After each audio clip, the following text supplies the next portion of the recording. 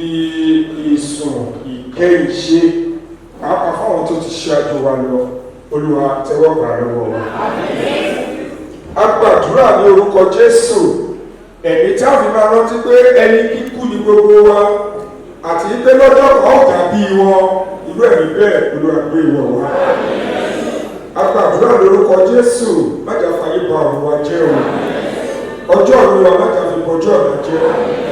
Lóògbé gbogbo ní àjíǹde àwọn olóòótọ́ ti ṣàjíǹde ìkẹyìn. Bàbá ohun kò mọ̀ rí má jò tọ́ sí wa.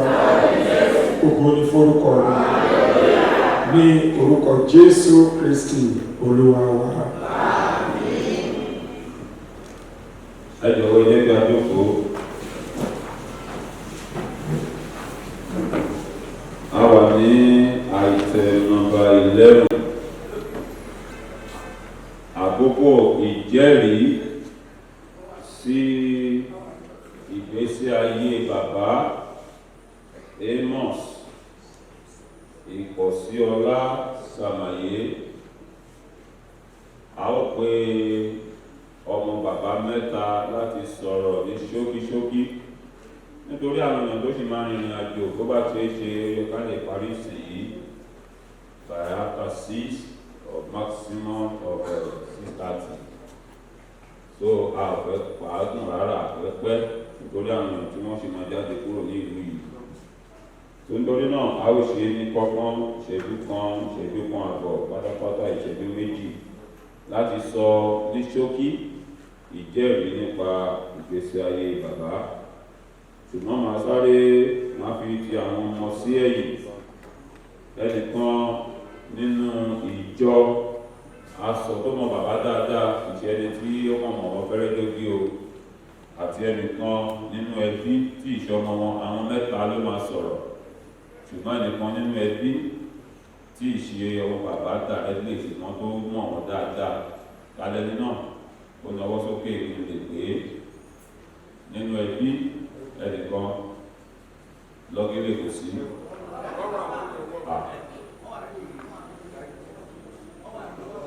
Mo rí obìnrin kan, mo rí ọkùnrin méjì, ṣùgbọ́n tó lókè mo rí obìnrin kan ọkùnrin méjì, mo jẹ́ mọ̀ pé obìnrin ló bí bàbá mi lè sọ lẹ́ẹ̀kan, so obìnrin ló máa là yín, so obìnrin ni máa mú torí mi ò fẹ́ kán lé mi kú òlé lálẹ́ yìí. Bí mo lè ṣe wà yìí àmàlà gbóná lóhùn mi jẹ lálẹ́ gbàtẹ́yìn bàbá òde náà rò tí ẹ jẹ́ kí afúnmọ̀ àmà tí wọ́n mọ̀ rò.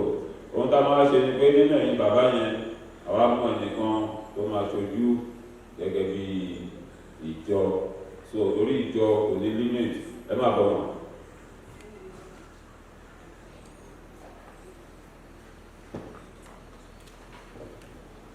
Ẹ̀yin kámẹ́rà mẹ́ta tí Praise the Lord. Ẹ má bí ọ̀rọ̀ àwọn èèyàn Ó kí kan tó gbogbo wà wa ní pé ìlú. akó ẹ̀ṣẹ̀ nílé bàbá wa. Orúkọ mi ni Àdùnkẹ́ Jáyésìmí ọmọ ìlú yìí.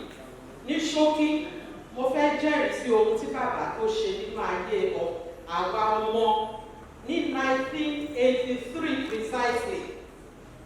Mo fẹ́ sọ ní Yorùbá kí gbogbo wa lè gbọ́ dáradára. Ìgbà tí wọ́n dá community grammar school Owó Ìkìjà tí wọ́n dá sílẹ̀ ní 1982, pàtó di 1983 tí UPN wọlé. So wọ́n sọ wípé kí gbogbo wa ká wá ṣe ìdánwò. Àmọ́ lẹ́yìn gbogbo ìdánwò tí a ṣe, kò sí ẹnikẹ́ni tí wọ́n mú nínú àwọn ọmọ ìsìn rẹ̀. Praise the Lord. So lẹ́yìn tí wọ́n wọlé school tán, bàbá òun nìkan ló díje tó ní kí dẹ̀ ṣe dédé ọmọ ìsìn rẹ̀ ìfẹ́ni náà rí mú ní dédé wọn wípé àwọn ò ní gbà.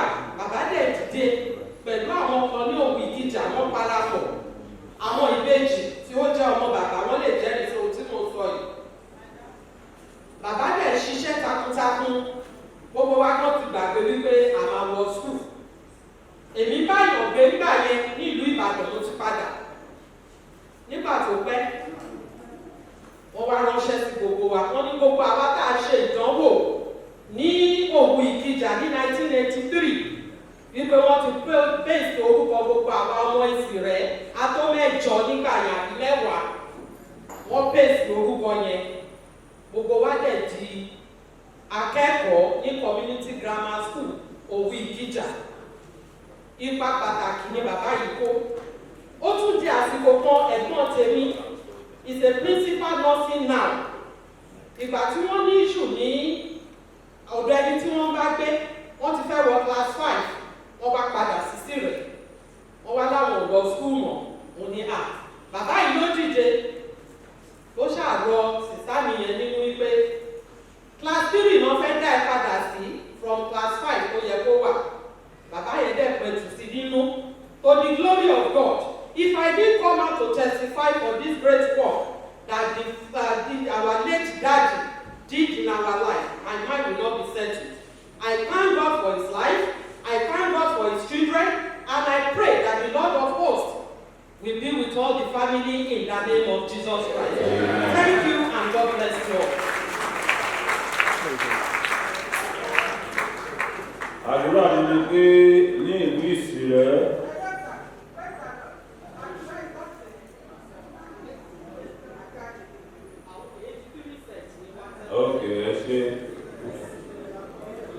àdúrà ni pé ní ìlú Ìsìrẹ́ ẹlòmíì tó máa ṣe ju bàbá lọ Olúwa yóò gbé dìde láàrin wa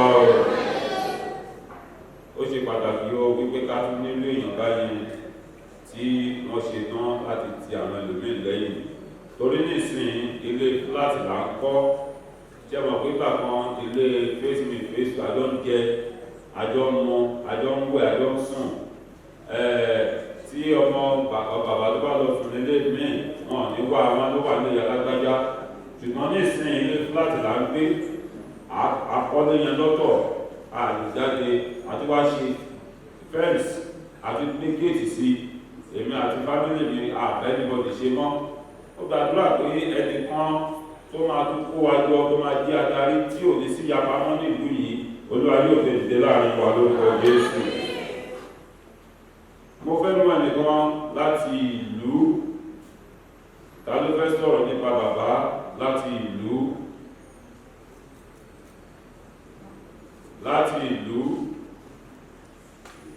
kò sí ìyàwó lé kọ́ ìyàwó lé ókè ẹ má bọ́ mà.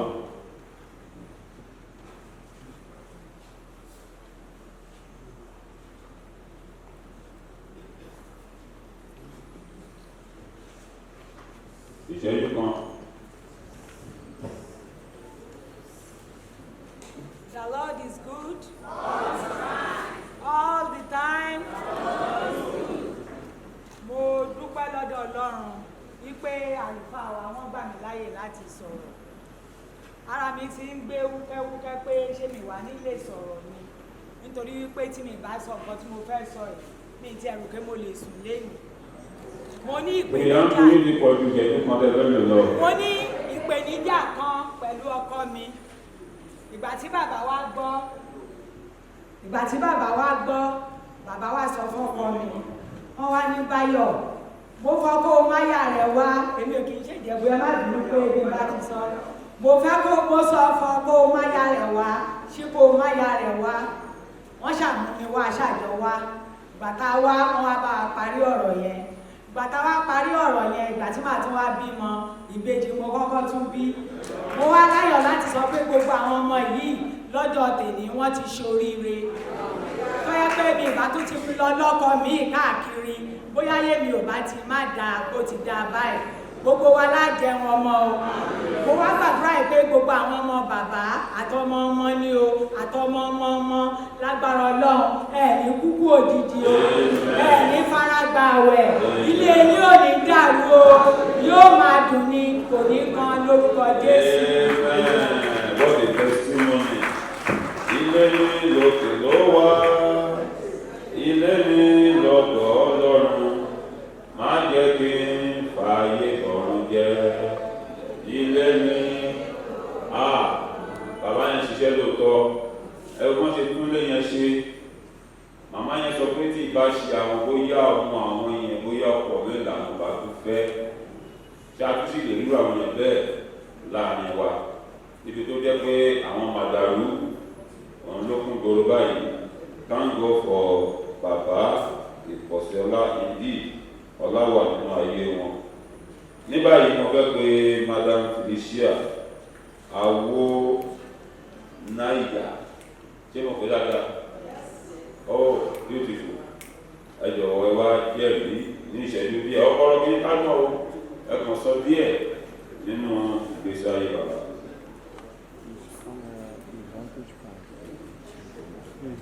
Praise the Lord. Gẹ́gẹ́ bí ẹni ọ̀wọ̀ kó ti sọ orúkọ mi ni Ọmọlàbákẹ́ Awúnáyà. Èmi jẹ́ ọmọ ẹ̀gbọ́n bàbá. Ìyá tèmi àti bàbá yìí, ìyá kan náà, bàbá kan náà lè bí wọn. So àwọn tó sọ̀rọ̀ síwájú wọ́n ti sọ̀rọ̀. Ṣé ní bàbá wa, bàbá dáadáa ni. Bàbá ká lè gbàgbé ní ìgbésí ayé wa ni. Bí bàbá ó ṣe fẹ́ràn àwọn ọmọ tó bí, bẹ́ẹ̀ ló fẹ́ràn ọmọ ẹ̀gbọ́n, bẹ́ẹ̀ ló fẹ́ràn ọmọ àbúrò, bẹ́ẹ̀ ló fẹ́ràn ẹbí. Kò sí ẹnì kankan tí bàbá yìí tó tayọ nínú wa. Gbogbo wa náà la dẹ̀ nífẹ̀ẹ́ bàbá yìí. Even to the extent pé àwọn ọmọ táwa bí bàbá wọ́n nífẹ̀ẹ́ bàbá yìí, wọ́n fẹ́ nífẹ̀ẹ́ ju àwa lọ. Bàbá yìí jẹ́ alákòókòdé èèyàn. Bàbá yìí ó jẹ́ jagunjagun. Bàbá yìí ká tó rí ikú ẹ̀ ó máa pẹ́.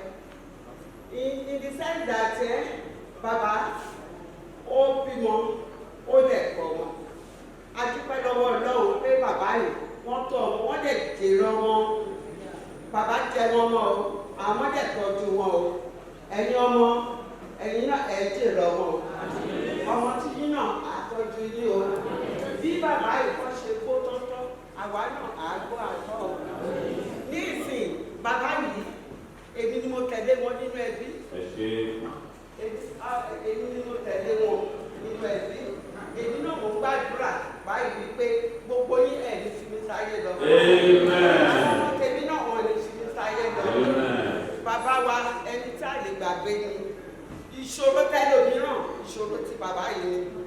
Gẹ́gẹ́ bí àwọn tó ti jẹ́rìí síwájú tó ti sọ, kò sí lọ́nà ẹ̀ o. Tó bá gbé ìṣòro wọn lọ́dọ̀ bàbá yìí, bàbá bẹ́ẹ̀ sọ́ọ̀fù ẹ̀.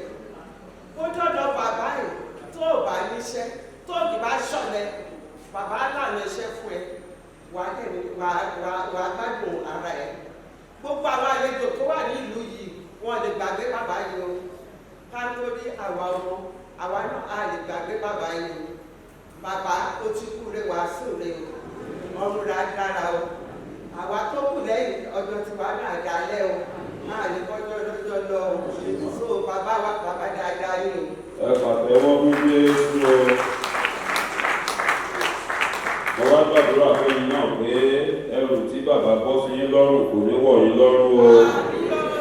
Lórúkọ Jésù, oúnjẹ ọmọ náà kò ní kan lẹ́nu yín o. Praise the Lord.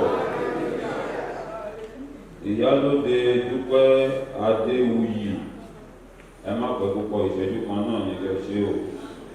Ọ̀rọ̀ pọ̀ ṣùgbọ́n ẹ sọ díẹ̀ ń bẹ̀. Ọ̀rọ̀ pọ̀ díẹ̀ náà ẹ sọ. Praise the Lord.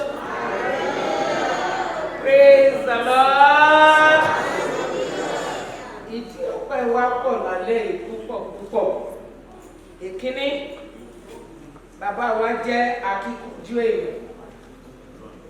Nǹkan bíi mẹ́ta ló jẹ́ nǹkan ẹ̀dùn ọkàn fún wọn tí wọ́n bá mi sọ nígbà gbogbo.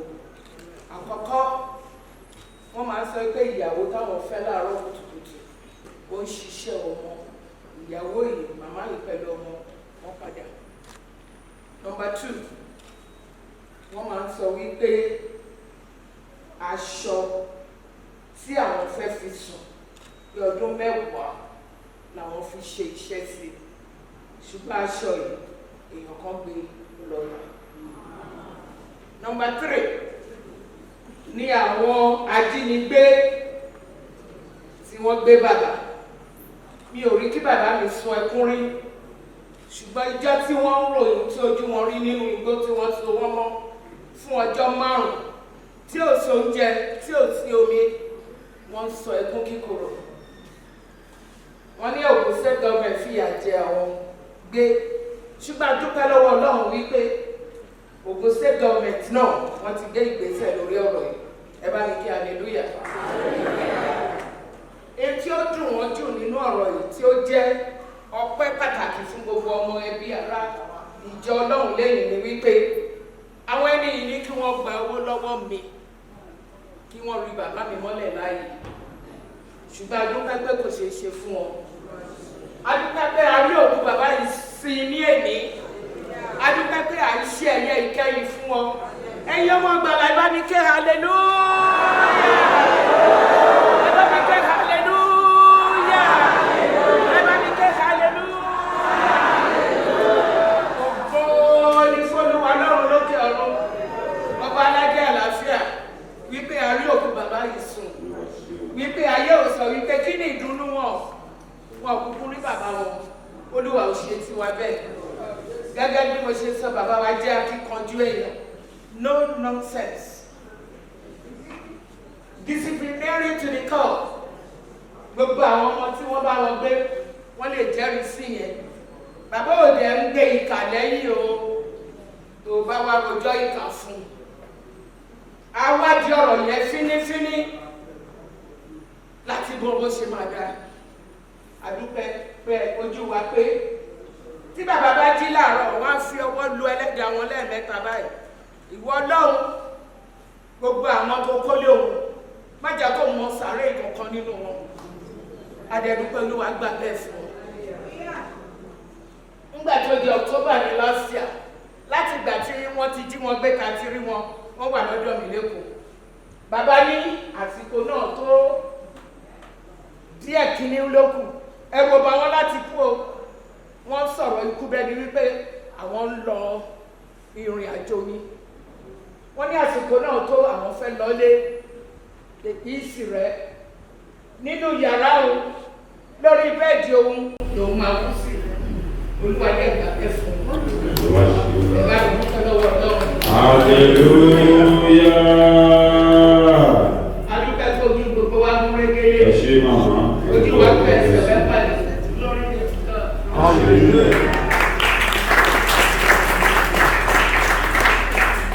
lòun máa kú sí Olúwa dé ẹ̀gbà bẹ́ẹ̀ fún un ẹ bá mi dúpẹ́ lọ́wọ́ Ọlọ́run. Hallelujah. adúpẹ́ tó ojú gbogbo wa mú régélé Ẹ ṣé màmá. ojú wa pẹ́ ẹsẹ̀ bẹ́ẹ̀ pàdé glory be to God. Ẹ ṣé.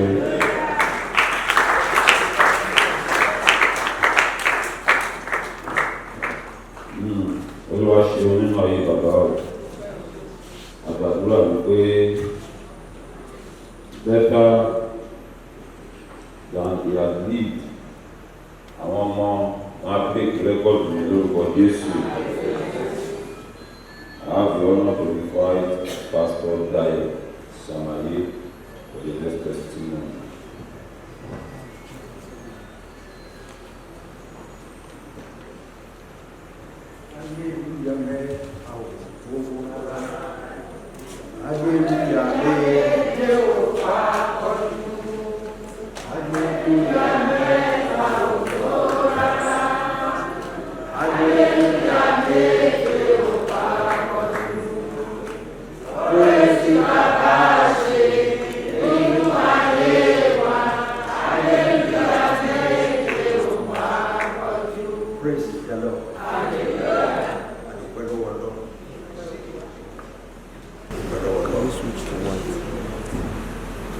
Ohun tó jẹ́ kí n kọrin ẹni pé ìlòpò látìgbà tí mo ti gbọ́ ní tèmi ti délé ayé gbogbo àwọn tí bàbá bí àwọn náà gbẹ̀yìn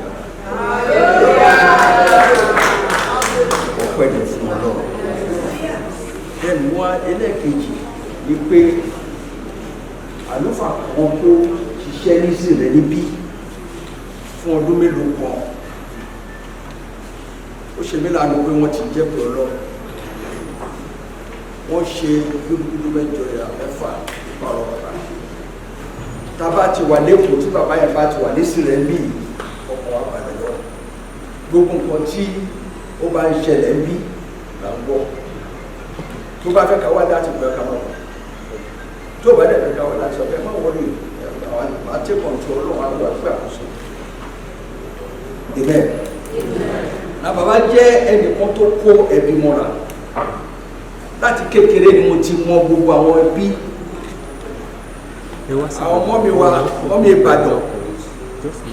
Àwọn bàbá wa, bàbá mi wa aṣọ nílé lọ́dọ̀ àwọn bẹ́ni pé ọ̀dọ́ wọn nìkan ṣe ní mo wọ̀ lẹ́kọ̀ọ́ ni. Wọ́n kó ẹbí mọ́ra gidigidi. Ẹbí tí wọ́n dẹ̀ kó mọ́ra yẹn, àjà àǹfààní ẹ̀, àdẹ̀ṣe ń jà àǹfààní ẹ̀ up to today.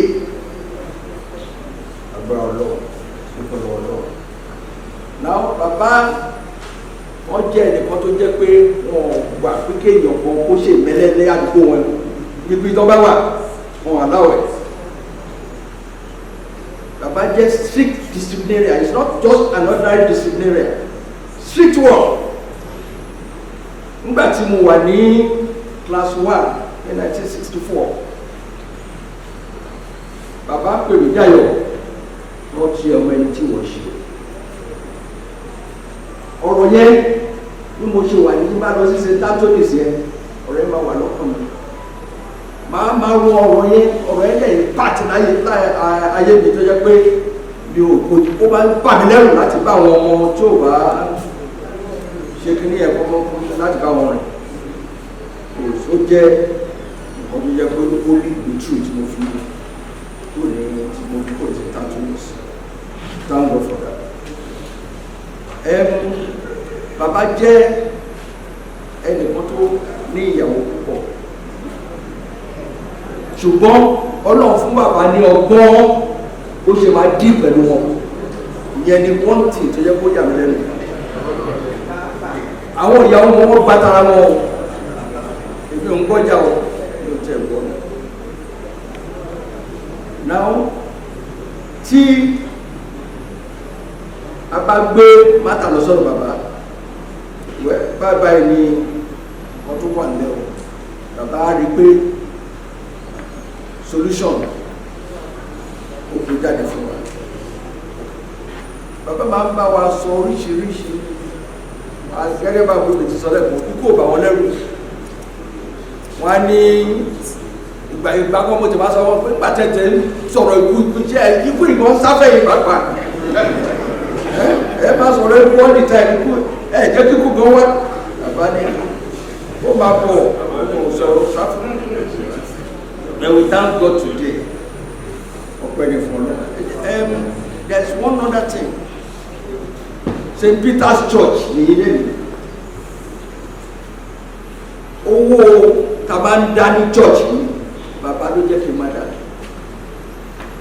Tí ọdún bá ti bẹ̀rẹ̀ báyìí bàbá ni máa sọ fún mi wé ìdáwó ṣọ́ọ̀ṣì rẹ o wé ìdáwó ṣọ́ọ̀ṣì rẹ o kí n bá yìí tètè sẹ́ńdò owó ìbàbá rẹ̀ bá sọ lápá rẹ̀ kò bá sọ ṣẹ́ máa dápadà rẹ̀ bàbá. And since that time èmi náà ti take care of pé agbára Ọlọ́run owó church yìí o lọ́dọọdún o mi ní fẹ́ mi lè fẹ́ láti gbà yẹn. Ẹ pàtẹ́wọ́ dáradára o. Adégbọ́dọ̀ Ọlọ́run fún ìgbáyé bàbá. Mo gbàdúrà wípé gbogbo wa bá ṣe pé nípa ìpẹ́sẹ̀ ní àdìfọjọ́ lọ́jọ́ lọ. Ẹ pàtẹ́wọ́ fún Jésù o. Wẹ́ mi ò lè dá bàbá dúró nítorí pé mo mọ̀ pé pásítọ̀ ni wọ́n dẹ̀ máa àwọn pásítọ̀ dẹ̀ máa ń sọ̀rọ̀ gan-an. Ṣé bá kí aleluya kan ní dání lóhùn ẹ máa sọ tèmi. So nítorí náà torí pé a ní ọ̀rọ̀ lẹ́nu wọn mo ṣe fi àyè gbà wọn ṣùgbọ́n gbogbo ọ̀rọ̀ yẹn òun ló ní ìtumọ̀ tí yóò máa fi àkókò ṣòfò rárá. Mo fẹ́ bẹ̀ wá àwa táwa jẹ́ ọmọ ìsìrẹ́ ibi tá a bá fi ilé wa sí ibẹ̀ náà láwọn ṣe kí ni o ibẹ̀ la máa bá ìdá bá fi sí i. Wọ́n ní iṣẹ́ yìí iṣẹ́ ẹni olóòrùn lọ sí Èkó tó bá tẹ̀kọ́ dé kọ́ àwa bá ṣe bẹ̀. So gbogbo iṣẹ́ tá a fílẹ̀ tá ò ṣe ibẹ̀ ló máa wà o. Ìkìjà lèmi ti wá iṣẹ́ tí wọ́n bá ṣe wọ́n máa bá iṣẹ́ tá a fílẹ̀ ní January nígbà tó wá fún àjíǹde ní oúnjẹ rí o àti tètè jára mọ́ nínú bí pásọ̀ ṣe pinnu wípé àwọn ò ní fèrè nílé tí wọ́n ń san owó wọn lọ́dọọdún gbogbo díùsì wọn sí ìjọ wọn ilé. Ẹ jẹ́ káwa náà ṣe ìpinnu. Ọ̀pọ̀lọpọ̀ ló jẹ́ kó wọn mọ̀ nílé mọ́, we have become so irrelevant àtò kò sẹ́ni tó mọ orúkọ wa mọ́. Ẹ jọ̀wọ́ ẹ má jẹ́ kó rí bẹ́ẹ̀. Olúwa yóò tún wa ṣe lórúkọ Jésù. Fún ìgbésáyé bàbá lẹ́ẹ̀kan sí àdínkù gbogbo àwọn ẹ̀rí yìí, ẹnìkan kó ké hallelujah. Àwa náà parí dáradára o. Nígbà tí a bá ń kọ orin tó wà ní ojú ìwé ìkẹtàdínlọ́gbọ̀n page 27 orin nọ́mbà 24 kò tọ́ káwọn mímọ́ bẹ̀rù kí wọ́n sọ̀rọ̀ tínú ìgbàmọ̀ kọ̀rẹ́ tí ìrànwọ́ rẹ̀ olùgbàlà yóò dé. Alákọ̀ọ́kọ́ a máa múra sílẹ̀ láti gbọ́ ìwàásù tí kò ní gùn púpọ̀ nítorí pé lẹ́yìn eléyìí a ó ṣe dùpẹ́, a ó sì máa lọ sí ilé, a ó gbàdúrà, a ó sì máa lọ sí ilé wa. Iṣẹ́ tí a ó ṣe ni pé ìjọ yìí bí iná ìrètí bàbá tàn bí ò ṣe ní kú. Ẹnìkan sọ wípé money is not everything. Òótọ́ ni, ṣùgbọ́n everything needs money. So ìrere ó ṣeé ṣe kó jẹ́ pé kò nílò owó torí ẹnu la fi ń wà á. Ṣùgbọ́n tẹ́ bá wọ́n fẹ́ ṣe ń jó látàárọ̀, mo wo kíbọ̀dù tí à ń play yẹn, mo rí pé àwọn kíbọ̀dù tí wọ́n ń tà ní 600,000 báyìí, àwọn ìlú tó ń dún, àwọn fáànù tó ń fẹ́ sí wa lára, àwọn tó ń tà ní 40,000 báyìí. Nítorí náà, money is not everything, but everything needs money, and that is why we must raise money to promote the gospel of our Lord Jesus Christ.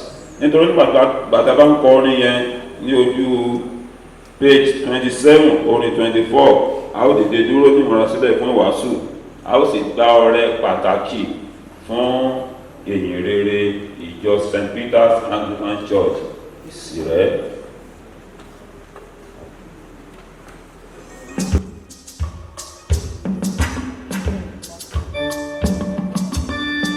A ó jó, a ó yọ, a ó kọrin ẹni dìde dúró.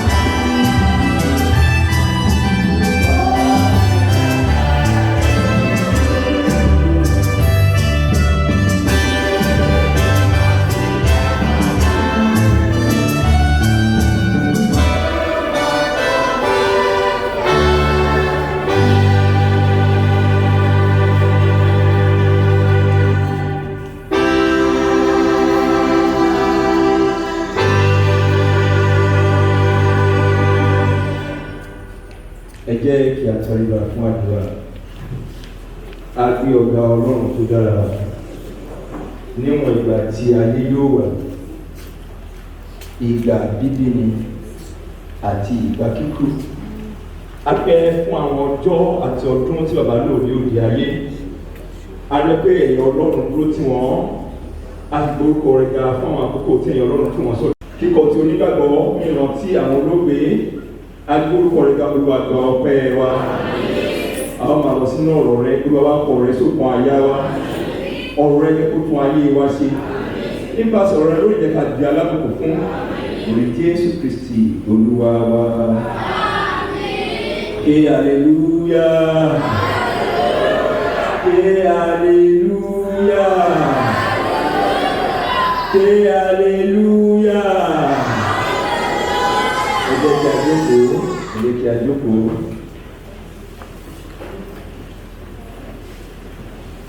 Ẹ jọ̀ọ́, àwa photographers àti cameramen please. Ẹ jọ̀ọ́, ẹ bọ́ sí ẹ̀jẹ̀ kan kí àwọn ẹbí rẹ̀ rẹ̀ láti bí dáradára. I don't want you to cover me please. God bless you.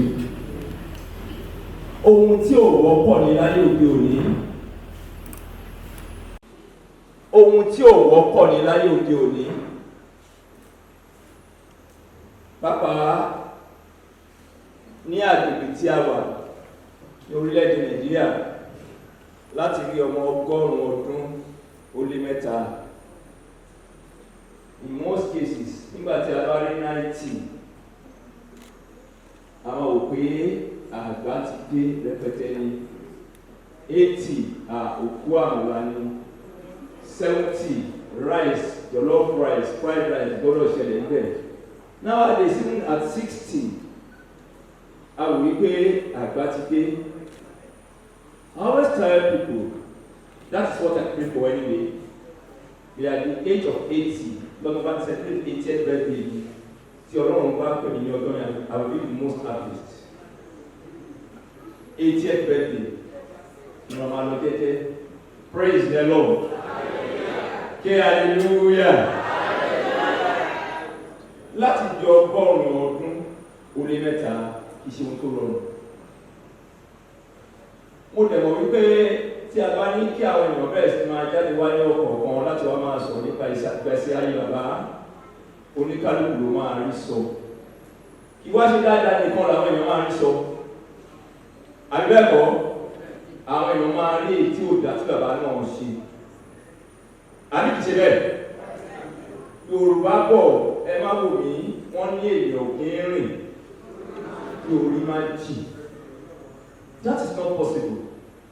Kò ṣeé ṣe kí fún èèyàn kan láti wá sóde ayé ó lè dé ohun tó máa ṣe pápátá ló dára láì ní kọ́lọ́fín kankan.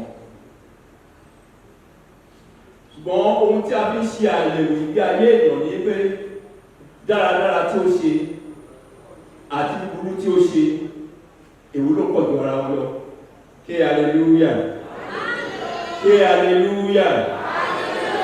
Ilé orin Dáfídì orí ìkọkàndínlógójì chapter 39 of Psalm ẹsẹ̀ 5 ó ní kíyèsí ìwọ ti sọ ọjọ́ mi dàbí igbó àtẹ́lẹwọ́, ọjọ́ orí mi sì dàbí asán níwájú rẹ̀.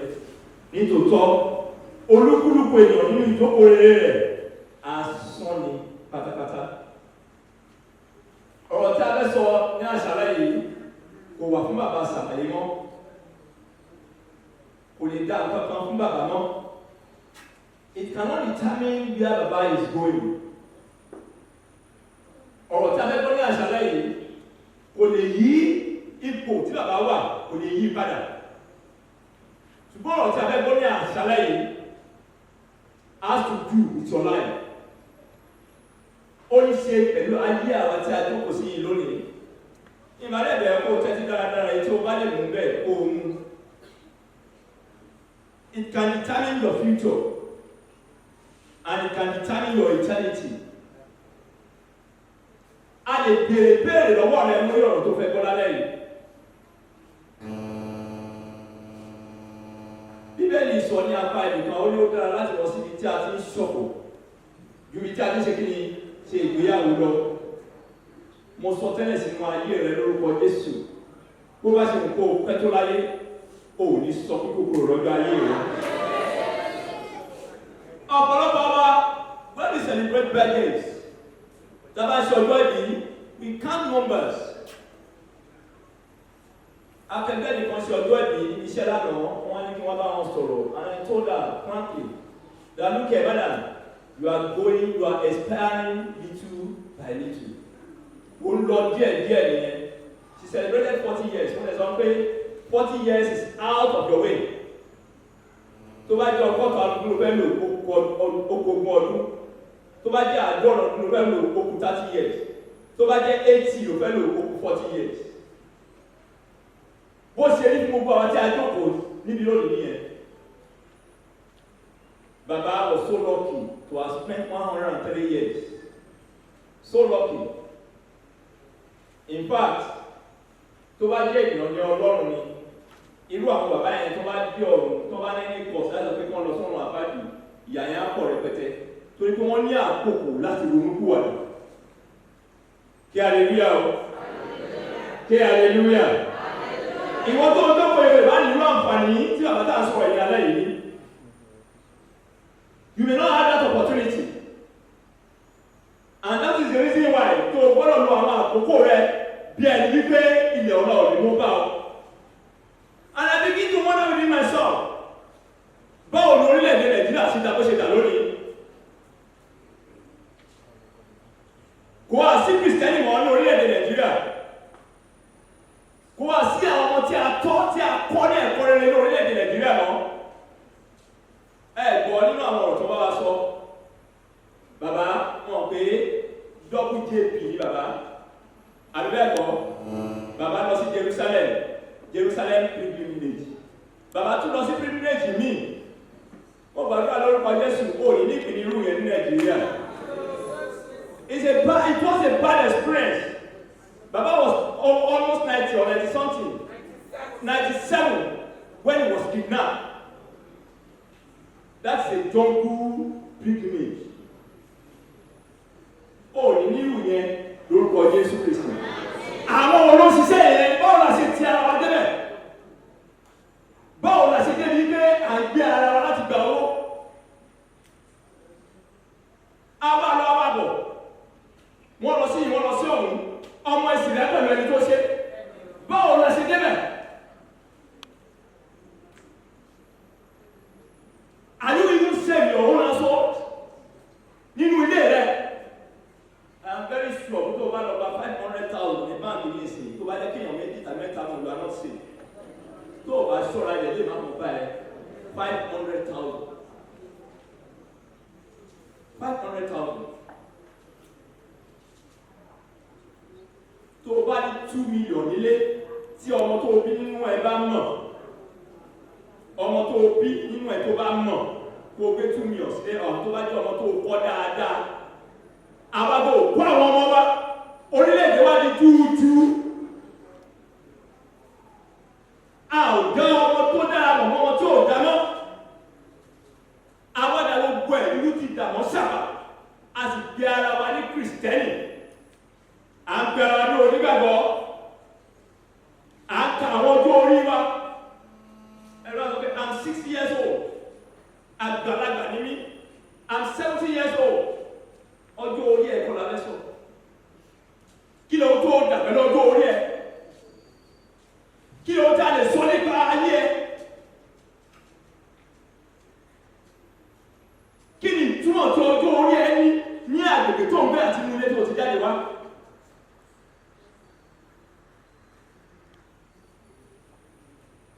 Ìlú ò wá ní ìtumọ̀ mọ́ agbolé ò ní ìtumọ̀ mọ́ inú ìjọ ò ní ìtumọ̀ mọ́ ohun gbogbo tí a ń láfọ̀dá ní orílẹ̀-èdè yìí láti inú ìdílé kan ló ti jáde wá ìdílé kọ̀ọ̀kan lẹ́nu ìdílé àwọn tí a jókòó yìí ni àwọn nǹkan yẹn ti jáde wá kí hallelujah kí hallelujah olùwà jẹ́kẹ̀lì tó mọ òpin mi àti ìwọ̀n ọjọ́ mi bí ó ti rí kéèdì tó lè mọ ìgbà tí mo ní níyìn.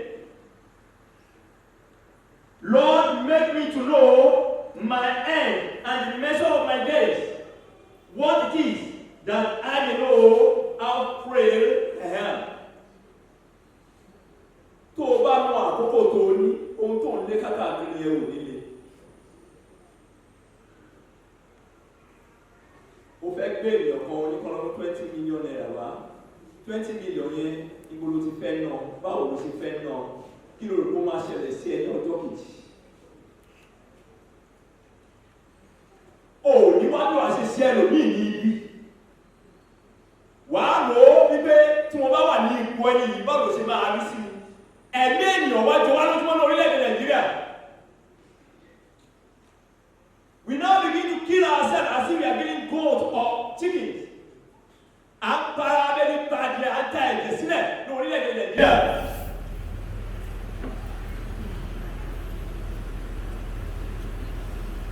Àwọn òun làbá níbẹ̀ Kristẹni, àwọn olówó níbẹ̀ Mùsùlùmí. Ṣé àkọ́kọ́ tó sẹ̀ tàbí kó bá wọn jìjì? Wà bá Peter ọ̀pọ̀ bá níbo láti jáde wá? Kí ni ó wá ń dà nínú ayé wa? Bẹ́ẹ̀ ni wípé a ò níbi tí à ń rè. Let me tell you something about Baba. Tọ́ bá ní àwọn tó ń ṣe àgbẹ̀ ní ìlú Ìsirẹ́, Baba jẹ́ ọ̀kan pàtàkì gbòógì nínú ẹni tó mú àgbẹ̀ ní òkúndùn tó sì mú ní ọwọ́ ńlá tí a fi lè lọ ta nǹkan ní ọjà. Gbogbo ẹnikẹ́ni tó bá ní pẹ̀lápù ní àgbègbè yìí, àtọ́kìnà Ìsirẹ́, Ṣèwó, Ìkìjà, Òwu, dé Ìgbọ̀n ní àgbègbè yìí, Baba Sàmàyé ló kọ́ bẹ̀rẹ̀ sí ní pẹ̀lápù in large quantity.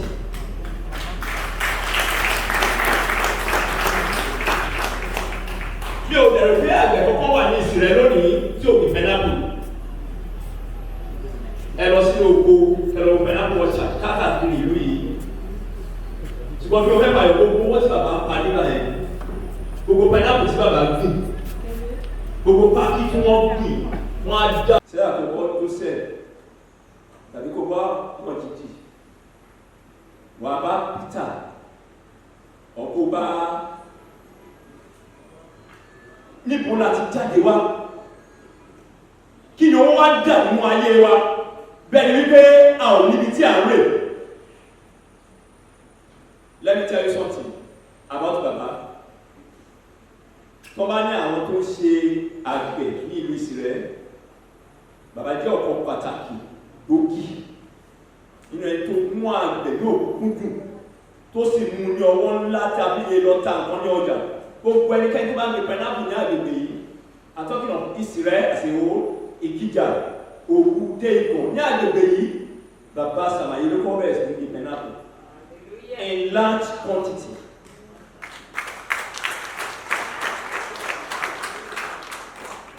Bí o bẹ̀rù pé àgbẹ̀ kọ́kọ́ wà ní Ìsirẹ́ lónìí tí o kì pẹ̀lápù, ẹ lọ sí oko, ẹ lọ pẹ̀lápù ọ̀ṣà káàkiri ìlú yìí. Ṣùgbọ́n bí mo fẹ́ bàyọ̀ gbogbo owó tí bàbá ń pa nígbà yẹn, gbogbo pẹ̀lápù tí bàbá gbìn, gbogbo pákí tí wọ́n gbìn, wọ́n á dá oko lọ, tí wọ́n á pa owó. Níbo ló wà nínú? Ẹ máa kó díẹ̀ sínú kó sí wọn lọ sí ọ̀run. Onídàájú bàbá lọ lọ́wọ́ fúra ẹ̀sì àti àwọn ẹran tí ẹ bá kẹ́ má fi díẹ̀ sínú kó sí wọn láti lọ máa jẹ. You know the funny thing, church tí mo wà presently, bàbá ìjọ mi ọjọ́ tí ìyá wọn kú àti bàbá yẹn bàbá kú, èmi kàtà ìyá kú, wọ́n á jọ sí wọn papọ̀. Bàbá àgbàlagbà àti ìyá àgbàlagbà wọ́n jọ sí wọn papọ̀ like a wedding ceremony too. Ìkan náà àwọn ọmọ ní ìyálàjẹ Ìbàdàn máa yẹn wá kó owó sínú báàgì màmá yẹn, wọ́n á ní kó lọ fún máa ṣèdè fún bàbá ọ̀run. Ṣé bàbá máa rí ọbẹ̀ sè ní ọ̀run? Àsọ ohun gbogbo tí à ń lẹ́fẹ̀ẹ́ káàkiri. Those struggling, I want to make it in life. I want to be this, I want to be that. I want to excel. I want to get to the top. Àwọn kan mú ẹ̀jẹ̀ ní wọ́n tá sílẹ̀ nítorí pé wọ́n fẹ́ dé òkè. Wàá gbé orí ènìyàn, wàá fi mú omi nítorí pé wọ́n fẹ́ dé òkè. Wàá gòkè lóòótọ́. ṣùgbọ́n ẹ̀jẹ̀ tó ta sílẹ̀ kò ní fẹ́ sílẹ̀. Mo lè sọ tẹ́lẹ̀ lónìí gẹ́gẹ́ bí kọ̀tìrìjú Ọlọ́run gbogbo àwọn olóṣèlú wa ètò ń da orílẹ̀-èdè ní àmú gbogbo àwọn olóṣèlú ìlú yìí tó ní àwọn ní ìsinmi gbogbo àwọn olóṣèlú ìlú yìí tó sọ ẹgbẹ́ kò ní rọ̀ lọ́rùn mo sọ tẹ́lẹ̀ gẹ́gẹ́ bí kọ̀tìrìjú Ọlọ́run kí ọdún yìí tó lọ sí òpin Olúwa jẹ́ okùn ẹ̀mí wọn.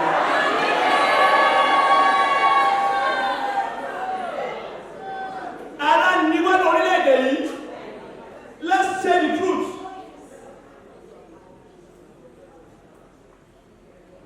Kò sí ètò ọgbà, kò sí ètò bá kó 500,000 lọ́wọ́. Tó o bá ṣọ́ra, within 2 days, wà á parí ẹ̀. Where are we going in this station? And that is the reason why there is no oríṣiríṣi tó ń ṣẹlẹ̀. Everybody want to make it. Lórí kí nìyẹn? Ìwọ tó ń ta gàrí, bàbá ẹ̀kọ́ àpọ̀ gàrí ẹ̀ wà gbà agbọ̀nú, wà á fi pépà sínú ẹ̀, wà á yọ kándù sí. Nǹkan tó yẹ kó o tà ní 200 naira, wà á pè ní 500 naira. Owó yẹn ò ní mú ẹ lọ́wọ́. It's not a cause. Òṣùwọ̀n èké ni mẹ́lì pé ìwọ tó jẹ́ olùkọ́ni, you are a teacher. Let me be frank with you. I am a teacher and I can say it today with confidence. Many teachers in government schools are not marking script again. Yes, do the exam and the award marks. What's the reason? Government. Ọmọ ògbọ́dọ̀ of pay. Ẹ máa rí ọmọ tó wà ní SS3 today tó lè dàpọ̀ orúkọ rẹ̀. Tí ò lè dàpọ̀ orúkọ, yes, tó lè dàpọ̀ orúkọ ní JSS3. 2 weeks ago in my school, mo wà ní ọjọ́ Friday làwọn ọmọ kéékèèké ọmọ JS1 sáré wá bá JS1 students pé kí àwọn wo wọ́n ń bá ara wọn sùn kí ló ń jẹ́ bẹ́ẹ̀ wọ́n ti fẹ́ gbé mi ò gbọ́. I was playing great game on my phone.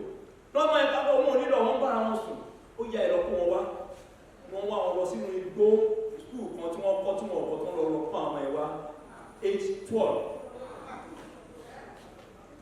12 èyí tíṣà kan wọn lọ dẹ̀wọ̀n wò ó dẹ̀ bá ọkùnrin yìí kí wọn. The following Monday the parents came láti wá bá wa jà. Who is that teacher tó kọ́ pátá yìí jọ ọmọ mi? Mo dẹ̀ sọ pé obìnrin burúkú ni ẹ́ tó o bá ṣọ́ra òní jèrè àwọn ọmọ yìí. That's why I told her. Kí hallelujah. Gbogbo ẹ̀ wá dàrú bẹ́ẹ̀ ni pé kìí sórílẹ̀-èdè yìí ni àwa ti dàgbà láti dìde. Bẹ́ẹ̀ ni pé kìí sórílẹ̀-èdè yìí ni àwa ti kẹ́kọ̀ọ́. Bẹ́ẹ̀ ni pé kìí sórílẹ̀-èdè yìí ni a ti bí wa. Gbogbo ẹ̀ wá dàrú bẹ́ẹ̀ ni pé kò sí ohun tó ní ìtumọ̀ mọ́ ní ìgbé ayé ènìyàn. O ní freedom láti jáde bó ṣe wù ẹ́. We wanted to go to an excursion. Wọ́n ní láti lọ pẹ́ count me out of this excursion.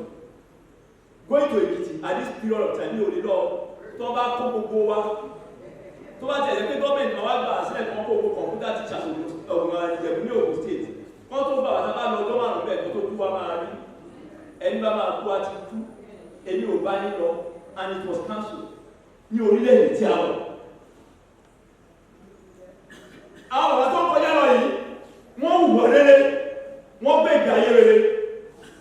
Mo dé Ìsìrẹ̀ ní 1986 mo ti jáde secondary school mo wá sí Ìsìrẹ̀ ohun kan tí mo kọ́ mi gbọ́dọ̀ dábàá sàlàyé náà ni pé tí a bá gbá bọ́ọ̀lù ní school bẹ́ẹ̀ yìí màá kọ̀ wọ́n pé díì tí bọ̀ ẹ̀ ẹgbọ̀n ìgbà túká ta ni díì ta ni wọ́n pè ní díì ọ̀nà okú bàbá ni tí bàbá ń lọ okú bàbá máa lọ pẹ̀lú ẹgbá tó bá bọ̀ máa bọ̀ pẹ̀lú ẹgbá tó bá mọ̀ ẹnikẹ́ni tó bá gbá bọ́ọ̀lù tó bá mọ̀ ẹ̀kọ́ jẹ́ ọmọ gómìnà tàbí ọmọ president tó máa jẹ tí bàbá fi lè mú ẹ wàá jẹ gbà ó yẹ kó lọ máa kàwé ẹ bọ́ọ̀lù bàbá ọ̀sẹ̀ ní gbọ́ àlàyé pé àwọn ọ̀sìn skul bàbá ó yẹ kó lọ máa kàwé ẹ bọ́ọ̀lù ló wá ń gbá praise the Lord. Time àbí alára ẹ̀ fún 12 riots I was in the institution then tí a wá sílé pẹ̀lú ẹ̀ náà àti àwọn ní tí bàbá báyìí rọ́pò gbogbo àkókò ni a máa gbàgbé bọ́ọ̀lù sórí fíìlì a máa sádàlù báwo ni wọ́n ṣe jẹ́ ní àdúgbò ẹ lónìí òróró ènìyàn ìkà a ò tilẹ̀ mọ̀ ọmọ tí ẹnìkan ló kó mọ́ra ò fẹ́ kí àwọn ọlọ́mọ dàgbà ìwọ ń fẹ́ láti tẹ àwọn ọlọ́mọ mọ́lẹ̀ láti bà àwọn ọmọ ọlọ́mọ jẹ́ láti bà ayé wọn jẹ́ àti láti dá ayé wọn rú. ẹ̀yin ń bọ̀ lọ́la o. You are going to die one day, and when you die a testimony will be written against your name. ó jẹ́ ṣọ́ra lórí.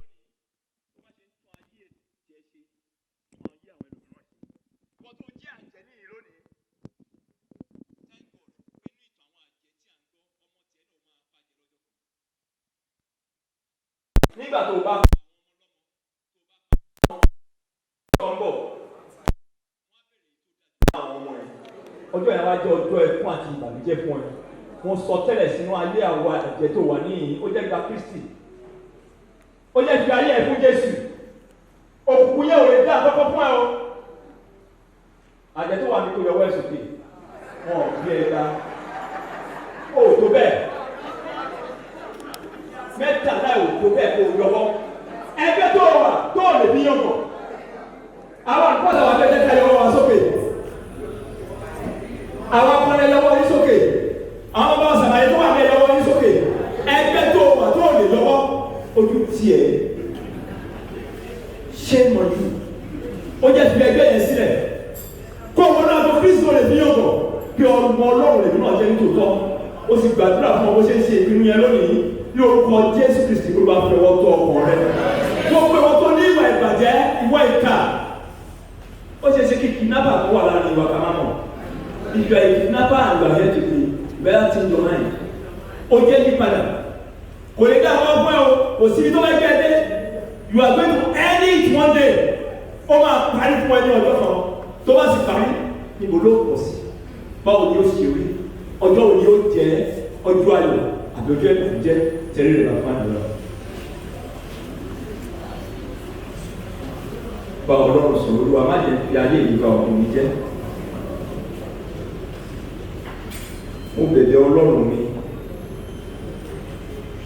Olúwa ràn mí lọ́wọ́, má jẹ́ fi ayé ìgbà ọ̀gbìn mi jẹ́. Àwọn iṣẹ́ rere tí bàbá ṣe ni à ń sọ nípa rẹ̀ lónìí. Àwọn orin tí bàbá ṣe ni à ń sọ nípa rẹ̀ lónìí. Ìgbé ayé kan ṣo tí mo wá yìí. Olúwa ràn mí lọ́wọ́ láti ṣe àtúnṣe tí ó yẹ nínú àkókò yìí. Gbogbo ìgbà tó bá ka ọjọ́ orí mi, Olúwa jẹ́ kí lè máa rántí ilé dáradára nù tí mo parí rẹ̀ sí.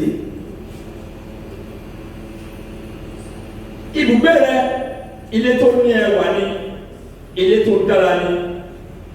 Olúwa ràn mí lọ́wọ́ láti lè ṣe iṣẹ́ rere tí ó pè mí délẹ̀.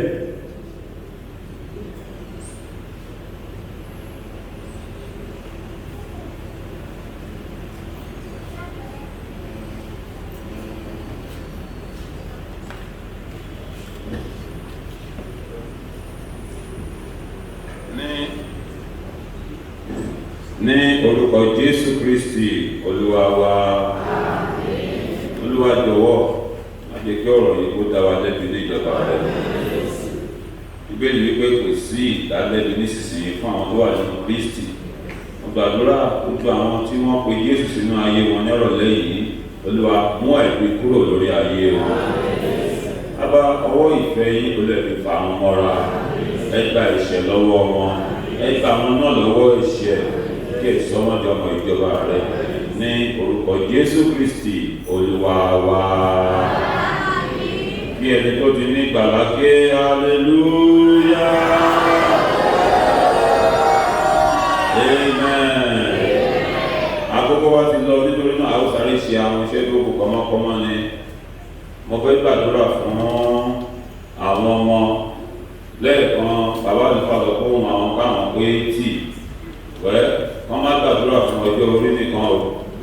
Mo gbàdúrà fún gbogbo yín lẹ gbogbo yìí bó jẹ́ 70 bó jẹ́ 80 bó jẹ́ 90 bó jẹ́ 100 lágbára Ọlọ́run ẹ̀yà ara rẹ kò ní fi ọ́ sílẹ̀ lọ́rùn. Àwọn kan wà wọ́n sì gbé ayé wọn ẹni tó wà ní tí àwọn organs ara ẹ̀ tó ti lọ tàbí tí ó lè yàgbẹ́ tí ó lè tọ̀ àwọn kan ò lè rìn mọ́ wọ́n ti dárí ṣùgbọ́n ìlera yẹn kò justify. So àdúrà tí mo fẹ́ gbà fún àwọn bàbá torí mo fẹ́ gbàdúrà fún wọn pé wọ́n bírèkì rẹ́kọ̀dù bàbá wọn. Tó bá lè máa bírèkì rẹ́kọ̀dù bàbá wọn ó túmọ̀ sí pé the next person tó máa kú ó di 104. Amen. Can you foresee that? Lágbára ọlọ́run á bá yìí gbà á. Bí ọlọ́run bá wá fi àyè gbà á tán, nǹkan mẹ́ta ló wà ní Bíbélì: ọjọ́ gígùn, ẹ̀mí gígùn àti àlàáfíà. Mẹ́tẹ̀ẹ̀ta yóò kò sínú ayé yìí. Ṣùgbọ́n kí ló gbàdúrà fún bàbá? Wọ́n á pè wọ́n ṣe ọlọ́run, wọ́n á gbàdúrà fún gbogbo ìjọ, gbogbo ìlú yìí, gbogbo ẹbí láàrin ìṣẹ́jú méjì mẹ́ta lórí àfẹ́gbà ní àkókò màdúrà ṣì wà lọ́la.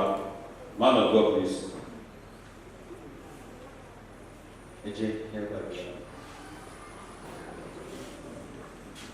Bíbélì wípé ó rí ibi kan tó ṣọ́pọ̀ tó wà lábẹ́ òrùn tó sì ṣọ́pọ̀ láàrin irú ọmọ ènìyàn. Ẹni tí Ọlọ́run fi ọlá àti ọlá fún, tí kò gbọ́ nǹkan nínú ohun tí ọkàn rẹ̀ fẹ́ tí a kò fi fún, ṣùgbọ́n tí a kò fún ní oore ọ̀fẹ́ láti jẹ nínú wọn. Ó ní asán lórí asán ìmúlẹ̀ fúnfún ni. Ó ní kíyèsí bí ọkùnrin kan bá bí ẹgbẹgbẹ̀rún ọmọ tó sì gbé ní ọ̀pọ̀lọpọ̀ ọjọ́ láyé tí ó sì kú tí a kò sìnkú rẹ̀ tí a wọ́ sọnù bí òkú kẹ́tẹ́kẹ́tẹ́, òun ni asán ni. Ọlọ́run ayérayé adúpẹ́ lórí ìgbé ayé bàbá wa Sàmáyé. Adúpẹ́ ayé ológo àwọn ẹ̀rí ọlọ́kan òjọ̀kan ti fi hàn wípé ní tòótọ́ bàbá yìí ti gbé ayé tòótọ́, wọ́n ti gbé ayé rí. Jẹ́ àdúrà ká gbà lé Ọlọ́run ayérayé fún ìlú yìí arọ́pò rere Olúwa ìdánwò fún wọn. Lórúkọ ti Jésù, ẹni tí yóò tó láti wọ bàtà rere èyí tí bàbá Sàmáyé bọ́lẹ̀ látara ẹ̀rí máa jẹ́ nìṣó èyí tó ti jáde lónìí nínú ẹbí, láàrin ìlú, láàrin ọmọ lórúkọ ti Jésù Olúwa ẹ gbé dìde. A gbàdúrà fún yín nínú ìlú yìí, ìpapòdà bàbá Sàmáyé kò ní di àkúfà fún yín. Lórúkọ ti Jésù, bí ènìyàn yóò bá kú nínú ìlú yóò di arúgbó, yóò di àgbàlagbà. Àwọn ọ̀dọ́ yín wò ní kọjọ́ ọlọ́jọ́ lọ. Àwọn Ọlọ́run yóò máa wà fún yín. Gbogbo ẹ̀yin aráàlú yìí la gbàdúrà fún. Lórúkọ ti Jésù Kristi ti Násárẹ́tì, òkòkò ẹ̀tùbá kò ní wọnú ìlú yìí. A gbàdúrà fún ẹbí tí bàbá fi sílẹ̀, ẹbí yìí kò ní dàrú. Ẹbí yìí yóò máa tòrò. Àwọn Ọlọ́run yóò gbé yín ró. Ìpapòdà bàbá láàárín yín kò ní di ìbànújẹ́. A gbàdúrà fún gbogbo ẹ̀yin ọmọ lórúkọ ti Jésù Kristi ti Násárẹ́tì. Bíbélì wípé jẹ́ kí èmi kó kú ikú olódodo, kí ìgbẹ̀yìn mi kí ó lè dàbí rẹ̀. Ó wù gbogbo ènìyàn. Yorùbá sọ wípé ó wù wèrè kó gẹ̀rí ọ̀nà rẹ̀ ló pọ̀. Ó wù gbogbo ènìyàn kí ọjọ́ ìkẹyìn wọn kó dàbí ti bàbá Sàmáyé lónìí. Ṣùgbọ́n bí a kò bá gbé ìgbé ayé rere, mo gbàdúrà oore ọ̀fẹ́ láti gba ọ̀rọ̀ Ọlọ́run láàyè nínú ọkàn yín. Ẹ̀yin ọmọ oyè ẹgbà lórúkọ ti Jésù. Bàbá ti wáyé eré, wọ́n ti hùwà eré, wọ́n ti ṣèṣe eré lórúkọ ti Jésù tí kò ní di ìnira lórúkọ ti Jésù. Lẹ́yìn tí ní wákàtí tí ẹ̀ ń ṣe ẹ̀yẹ ìkẹyìn fún bàbá yín, a gbàdúrà bí Ọlọ́run ti ẹ bẹ tí ẹ̀mí rẹ̀ ń bẹ láàyè, ìbànújẹ́ ò ní wọ àárín yín. Ikú òjijì ò ní wọ àárín yín. Àrùn òjijì ò ní wọ àárín yín. Ikú tó dá yín sí nígbà tí bàbá yín wà láàyè, nísìnyí tí kò sí bàbá yín mọ́, ikú yẹn ò ní máa mú yín ní kọ̀ọ̀dọ̀ mọ́. Àlàáfíà Ọlọ́run yóò máa bá yín gbé. A gbàdúrà fún gbogbo àwọn aya lórúkọ ti Jésù Kristi ti Násárẹ́tì, àlàáfíà Ọlọ́run yóò máa jẹ́ ìpè yín. Àwọn ọmọ tẹ́ ẹ fẹ̀yìntì sọ lórúkọ ẹ̀ ní fẹ̀yìntì sọ fún lórí wọn. Ilé tí bàbá fi lẹ̀ fún yín tó fi yín sílẹ̀ sí lórúkọ ti Jésù, ẹ̀rù ní báyìí nínú ilé náà. Àlàáfíà ìṣeré bàbá tí a bá gbé kẹ̀gbẹ́kẹ̀gbẹ́ pẹ̀lú ti yín nínú ìtàn ayé yín lórúkọ Jésù kí ti yín kó fọ́ ti bàbá mọ́lẹ̀. Ẹ ṣàmì Bíbélì wípé ọ̀tọ̀ ni ògo ìràwọ̀ ọ̀tọ̀ ní ògo òṣùpá, ó ní ọ̀tọ̀ ní ògo oòrùn, ó ní ìràwọ̀ yàtọ̀ síra wọn ní ògo. Ó gbàdúrà ní orúkọ Jésù olùgbàlà, ògo tó jẹ́ wípé ó máa bo ti bàbá mọ́lẹ̀ ní sáà kan, táwa máa rántí pé ọmọ bàbá lélẹ́yìí, ògo tí ẹ̀gbọ́n ju ti bàbá ẹ̀ lọ. Lórúkọ Jésù Olúwa kó di irú yìí lónìí. Gbogbo ìjọ Ọlọ́run àti àwọn ìránṣẹ́ Ọlọ́run gbàdúrà fún yín lórúkọ Jésù, orí yóò ní kọ àdúrà. Àwọn rẹ́kọ̀dù tí bàbá ti sẹ́ẹ̀tì kalẹ̀ fún yín lórúkọ Jésù, one after the other begin to break them in the name of Jesus. Lórúkọ Jésù, ẹ ò ní ṣe àṣetì, ẹ ò ní kú sọ́nà bí èéfín. Ó gbàdúrà ọba bára ẹni tí ẹ̀rù ń bà wípé ṣé mo lè dé ọjọ́ orí bàbá. Lórúkọ Jésù, mo sọ́nù ayé yìí o, ọ́gàn tuntun, àwọn ẹ̀yà ara tuntun fẹ́ máa fi rìnrìn àjò yìí kọjá 103. Lórúkọ Jésù Olúwa gbé lé yín lórí. You will break his record and you will set another record. That will be your portion. In the name of God the Father, God the Son, and God the Holy Spirit. Ó gbàgbọ́ kí hallelujah. Ní báyìí, ẹ jẹ́ kí a jókòó láàrin ìṣẹ́jú kan, a fẹ́ lọ ṣe ìdúpẹ́. Gbogbo àwọn bàbá wọ́n wà níwájú gbígbé, wọ́n máa jó, ṣùgbọ́n àwọn mẹ́wàá ni wọ́n máa dúró síwájú, wọ́n gbé gba ọpẹ́. Wọ́n yan ara wọn, preferably àwọn obìnrin, wọ́n yan ara wọn wá dúró síwájú.